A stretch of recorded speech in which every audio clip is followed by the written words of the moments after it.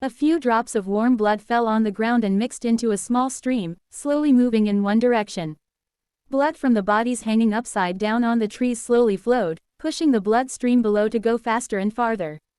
Hiroshi followed the red water and stopped at the sight of Kaoru sitting on a mountain of corpses, using a small bottle to suck fresh blood inside. The rat's hair, face, and clothes were all drenched in blood. The pure and innocent beauty of the past has been replaced by hatred. During the orgy that honored animalistic instincts, Kaoru never felt satisfied. She furiously tormented the dead, draining their blood until they became dry corpses and then threw them away. When she saw the look of horror on the demon fox's face, she smiled slightly, stood up, and calmly walked past. The nightmare haunted the fox's mind, turning into worry and doubt that dragged his mood down. No matter how hard he tried to disguise his emotions, he couldn't get past Kaoru's eyes. Her mischievous smile was overwhelmed by the bloodthirsty, hateful smile of the dream. The fox demon slowly closed his eyelids, breathed softly, telling himself to forget, but his mind completely betrayed the fox demon's wishes.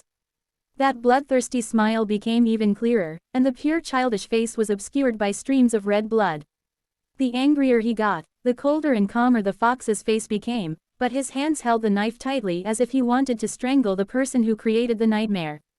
People who never share their feelings often smile the way you smile, like now. They think doing so will make their mood better, but fake emotions only cut off the tip of the worry, while the roots continue to cling, spread and make them fall into the abyss of loneliness. The little mouse proactively took the knife from the fox's hand and cut the vegetables on the cutting board for him. You're not the type of person to be so negative that you relieve yourself by self-destruction, but I don't want to let these things near you right now. I had a very bad dream about you, the fox replied softly and frankly admitted. And I believed in that dream, believed that was your past. Before becoming the harmless and simple Kaoru, you were a cruel yokai who always pursued bloody pleasures. That's not wrong either, but I only kill those who deserve to die. They deserved such an outcome. If everyone was honest and altruistic, prisons would be empty and cold. The demon rat's words made the former detective association burst into laughter at their weekend gathering. Only Hina silently thought with slightly sad eyes. The fox demon smiled, waiting for the usual quiet atmosphere to be established. He asked Akiko about the dimensional path again. The guide of the death world said that that place was completely peaceful, not a single fight broke out between the special forces and the demons, there is also no appearance of unusual disturbances. Everything was so quiet and peaceful that the fox was suspicious.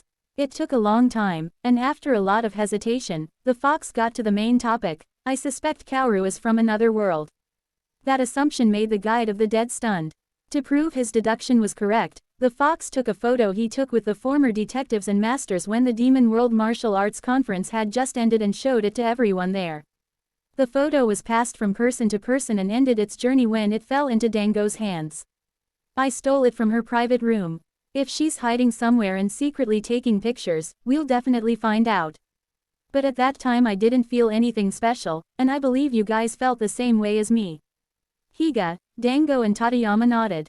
The photo in Dango's hand was crumpled and burned to ashes. The anger and contempt in the fire demon's eyes almost turned into black flames, ready to burn the person who had secretly done something that no one in the group of former detectives allowed. You stayed at her house all night just to get that. And her past dreams. The fox continued. But there wasn't much to gain. Other than a very sweet kiss. Akiko teased. I saw my own face kissing Hiroshi as he fell asleep. Unbelievable. I don't know anything. The fox feigned innocence and joked. Who knows, maybe when Akiko sees it, she's bewitching me. You can't fool me. In this world, there are only demon fox that charm other people, no one does the opposite. I'm not bewitching her, Hiroshi happily joked back. Meeting the skeptical eyes of his teammates, he covered up last night's evil actions with a shy smile and defended himself. For foxes, especially those that have become monsters, sometimes they attract others without having to put in the effort to bewitch them. In this case, I am truly innocent. You're more like deliberately bewitching her. Dango coldly rebutted. From the beginning, she never loved you. Only you took the initiative to do everything you could to usurp her. Really? The fox elf looked at the others, looking for an answer. They nodded seriously. An eerie silence enveloped the people in the meeting room. The dead guide looked around, a slightly confused look on his face. In 8 years of working with the Association of Former Detectives, she had never seen them as silent as they were now. Thinking for a moment, the dead guide brought up the old story, breaking the silence with a half-serious, half-joking voice. Please tell me honestly, what else did you steal besides that photo? I don't believe you stayed there all night just to steal one photo. Curious eyes turned toward the suspect, trying to spot every smallest change on the fox's face. Responding to the expectations of those present, the fox feigned innocence the same way the fox feigned ignorance. The only one who didn't look into it was Dango, because the fire demon was extremely dissatisfied with his teammates' plan to live in the enemy's heart. Dango soon realized that Hiroshi had changed and almost copied part of Kaoru's personality. The fox behaves exactly like a second Kaoru in the Higo's guild.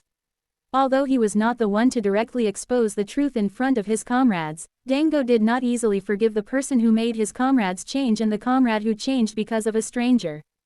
Dango silently followed his teammates as the demon fox left Niran Temple alone, slowly walking on the stairs towards the sea. A black shadow flashed across the path in front of him, and a series of sharp, shining swords continuously attacked the demon fox. Hiroshi hastily avoided the attack, jumped back, and used his rose thorn whip to block his opponent's sword. Demonic plants are no match for brutal swords. Part of the thorny whip was chopped into pieces and fell on the stone steps. The sharp sword slash cut off a few strands of red hair and was held tightly when it was about to reach the vital point on Hiroshi's body. The two hands holding the blade slowly lowered heavily as the aggressor had no intention of ending the fight. Sharp emerald eyes stared into amber eyes filled with murderous intent and sharp as razors. Dango used all his strength to swing his sword high, escaping the demon fox's control. Hiroshi quickly backed away before losing a few more hairs. I'm glad you're still you. Dango commented. Let's test each other again at this time. A second ago, I was planning to kill the person pretending to be you. Dango said frankly, then turned and left. Don't turn yourself into someone else if you don't want to die. Dango, Hiroshi hurriedly called back. What are you going to do? Whoever makes you change must die. In the blink of an eye, Dango turned into a black shadow and rushed across the tree branches. Hiroshi hurriedly chased after him, following closely and proactively moving forward, blocking the way before his teammates reached the door of a Yame restaurant. The fire demon drew his sword, and the rose thorn whip appeared again.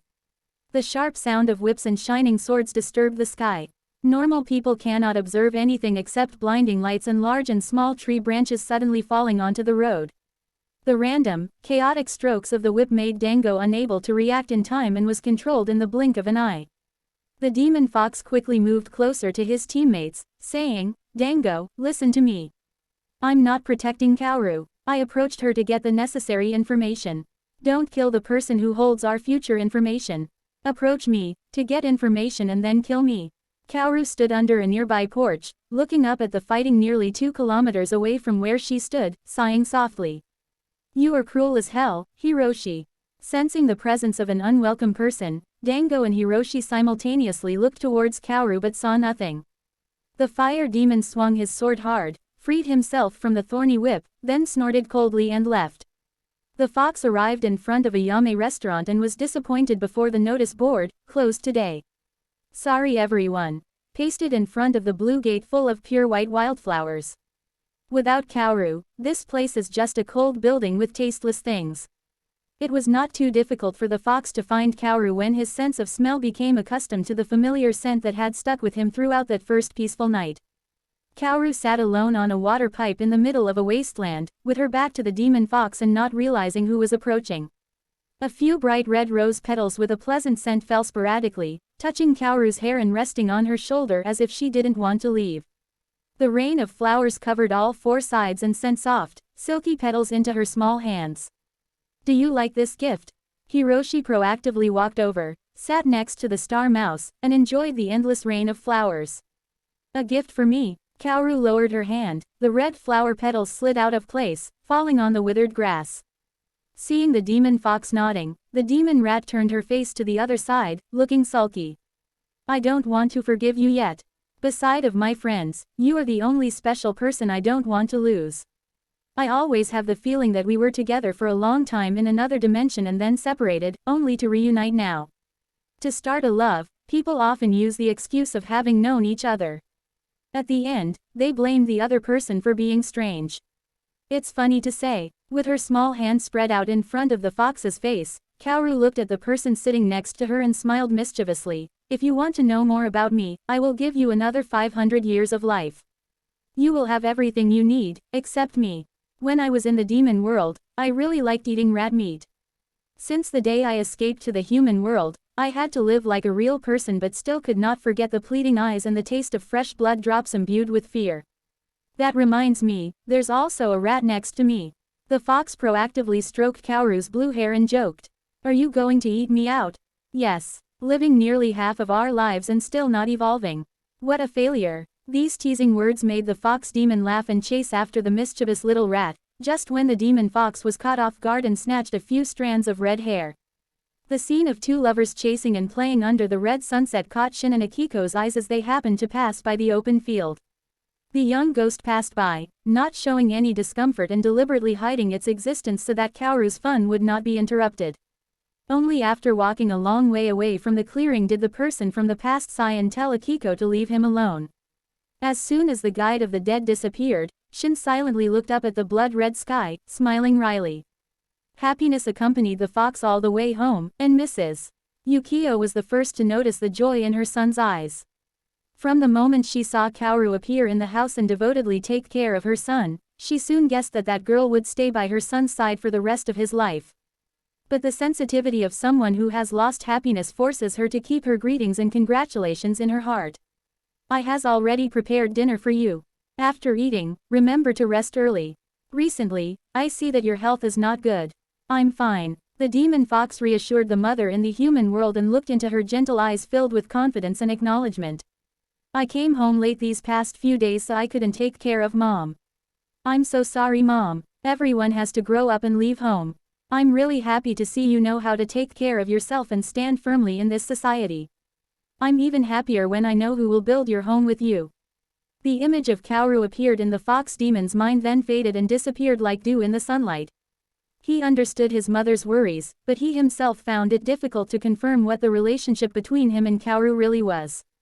Sometimes, they are as close as soulmates from a previous life. Sometimes they are like strangers who only approach each other for their own benefit. A love full of doubt and uncertainty only makes the person involved sad and tired when thinking about a future that will never exist. Between you and me there is only the present, there is no future forever.